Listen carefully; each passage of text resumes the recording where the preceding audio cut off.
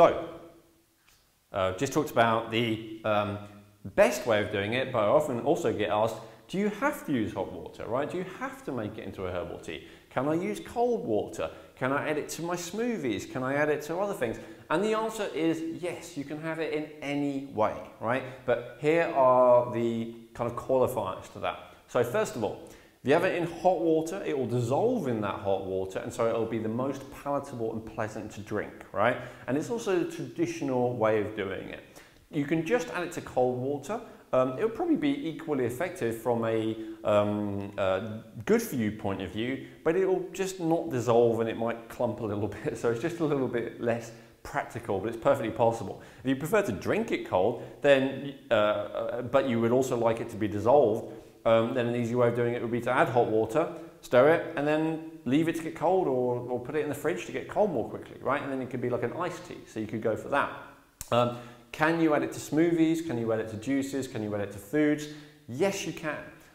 However, in a lot of cases, you're going to be diminishing a little bit the effectiveness of it because your body's already busy dealing with lots of other stuff, and so it won't extract, it won't get the full value out of it like it would maybe if that was all it was having, right? So that's the only qualifier with that.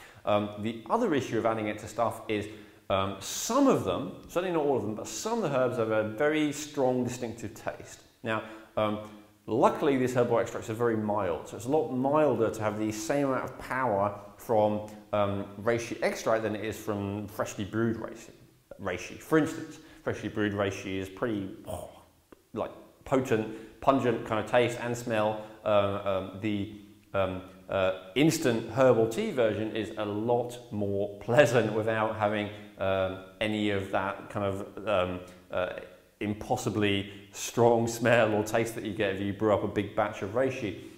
However, I still don't know if I would necessarily add it to, say, fruit juice, right? It might ruin the flavour, but it's nice to make it something like a reishi cappuccino, you know, or you can add it to hot chocolate or something like that. So yes, but just be aware that, you know, you're going to have to be a little bit clever with the flavours, right? Some flavours like Schisandra are very strong, but again, like with other mild flavours, they can completely overpower it. So just be aware of that as well. Lastly, in terms of adding to food, if you add the chi tonic herbs or the spleen tonic herbs, and again, if you get the free report by subscribing, you'll see in there, it gives you a little rating, it tells you what they are. Generally, those are good for digestion, and those are mild tasting. So you can add any of those herbs, especially to food, and that's actually a traditional Chinese thing to do. They would add you know, a bunch of tonic herbs like astragalus, atraculodes, codonopsis, to like a stew, for instance, like a meat stew, because meat is quite hard to digest, right?